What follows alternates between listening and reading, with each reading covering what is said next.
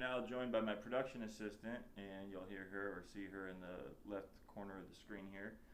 Don't get me wrong, They Drive by Night, it's got some really good performances, and there's a lot of side characters, and it seems like it's, a pretty real depiction of what truck driving and the life on the road would have been back then. And I like their kind of, different production design of it. You got the pinball machines showing how the 1940s, you got early forerunners of pinball machines and everything like that.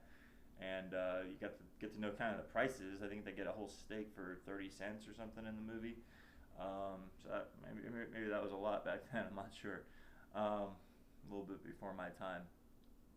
Next movie I want to discuss, and I wasn't a fan of this movie at all. It's called Three Faces of Eve. Stars Joanne Woodward and Lee J. Cobb. I'm a huge fan of Joanne Woodward. I think she's one of the most underrated actresses of all time. She may have won an Oscar for this. I'm not overly sure. I know she probably was nominated. This is more of a case study type film based about the early definings of multiple personality disorder and how this one woman in Georgia was diagnosed as that. Maybe her name was Eve. I'm not sure. But anyway, the beginning of it kind of starts with like a 5-minute public service announcement. So it's kind of, I don't know, a weird tone of a movie. And while she does well in all three of the personalities that she's in, I find, some of these black and white movies, I find that the performances are able to pop off the screen because it's all kind of filmed in the same manner. I kind of wish each personality or each different thing that she's going through was mirrored by the way that the movie kind of would change around, and that occurs a little bit here or there, but not enough. And I found that the performances of the other people in the movie to be not good, not bad, but not something that would stand out. Because she definitely does stand out, but not enough to recommend the film. I'd recommend it to check it out to see an older movie about the early findings of what psychological afflictions or whatever the fuck you want to call it is, because I don't really think that it was kind of a subject you just don't talk about in film at a certain point, and this movie popularized it. Another movie I think does this a lot better is called The Snake Pit with Olivia de Havilland, and I'm not sure which occurred first. I believe Snake Pit did first, but I don't think it has the same recognition as this. And being at a special screening for the Academy once for The Snake Pit, and having some words expressed by, I believe she was 100 years old at the time, Olivia de Havilland. That was quite a momentous situation. I would recommend a movie showing Joanne Woodward called The Effects of Gamma Rays on Moon-Eyed Marigolds. I believe that's the name, and it was directed by her husband Paul Newman.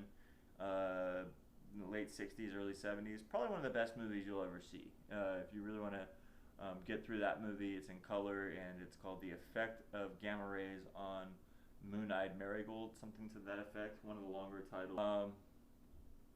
So that's that movie. The next movie I'm not a fan of whatsoever either. I would recommend seeing it to see what your opinion is of it, and some of the acting is standout. In fact, Martin Landau was nominated for his performance in it. It also stars Dean Stockwell, who was nominated for Married to the Mob. Lost to Kevin Kline for A Fish Called Wanda. I just feel that the performance of Dean Stockwell in Married to the Mob is better. Historically, everyone says they love Kevin Kline in A Fish Called Wanda, and at the time, everyone was raving about it. And I just never really much of a fan of that movie. I found it to be way too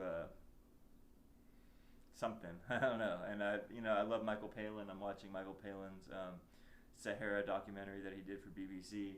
But his character, it was kind of insulting to people with speech impediments and stuff like that. Whether or not it's funny, it's still, bless the man. He did a great job in that performance. And Jamie Lee Curtis does a great job in her performance. And John Cleese and all the other people. I just find that Kevin Kline, except in certain movies, and in that one, he not only annoyed me, but he was like, a pretty bad person in general, including being cruel to some of God's creatures that didn't necessarily deserve it. I think if you've seen the movie, you know the part that I'm talking about. I don't like bringing it up. But anyway, he won an Oscar for that film, and the reason I'm talking about that is Tucker, A Man in His Dream. Tucker, A Man in His Dream stars Jeff Bridges and Joan Allen in a really early performance. One of my favorite Japanese actors named Mako is in it. Elias Koteas, a really underrated performance by him. Of course, Martin Landau. Christian Slater's in the movie, and an actress I really like, Nina Shimeshko, is in. Unfortunately, all they are is just basically there to stand around and be eye candy or whatever, supporting to Jeff Bridges' performance. He's not really at a scale of acting where he can really bring too much to this. I actually think Gene Hackman would have been better in this film as well. I don't know if he wasn't getting along with George Lucas or Coppola at the time, or if they ever, I mean, I know he made the conversation with Coppola back in the day, but I mean, Jeff Bridges just does not match up well. It's just, the movie is about this guy who's a car maker. You never really root for him. He's just one of these guys, kind of like the Harrison Ford character, that's an inventor, a smart man, but unable to see the forest through the trees in some way. Dean Stockwell, like I say, is in this film as well, and several other people that you'll recognize from other movies. And this was basically Coppola and Lucas throwing their weight around, whatever weight they had at that point, after kind of slogging through the 80s with Cotton Club and Howard the Duck and Willow kind of not really coming together as quickly as they wanted to. They said, hey, we love cars and cars culture, let's go ahead and make this movie.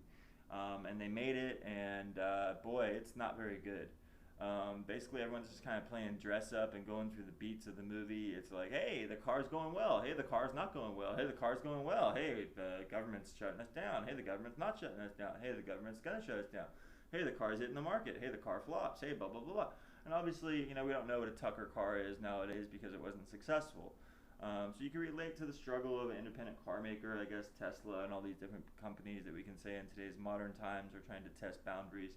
But I really don't see the car as being that innovative. In fact, a lot of the Volkswagen stuff, I don't know if it came before it, but it was actually being done already in Germany, I believe, with putting the luggage up front and the engine in the back. And the 3 headlights thing, I'm going to say that's pretty cool. But everything else, I mean, like I say, Joan Allen's just there as a support. I could see how even critics forgot that she was in the film, because they would re-team on The Contender years later, a movie. And, that's just basically like one could forget her performance completely. I think Landau's good in it, but I'm surprised that he got as much of attention as he did for it, because it's just basically a routine type character in a routine type. It doesn't really have much going for it except the production design and some of the elements of the performances, and very cute 12 Dalmatians he purchases at one point of the movie, and I don't think we ever hear about those Dalmatians again. So that's what I'm saying. The guy's all over the place. You can see what's going to happen. It's basically things are going good, things are not going good, and it's, Tucker, A Man in His Dream from 1988. So that's been a couple different movies. I'm going to continue watching this Michael Palin Sahara documentary. Looking forward to planning to the Sahara within the next couple of years, and I really like seeing all the different cultures and different stuff going on in Mali and Mauritania and all these different countries. So I highly recommend that as well. And welcome to the new studio of Barbecue Network, and I hope you guys are having a great day out there, and Shabbat Shalom. Bye for now.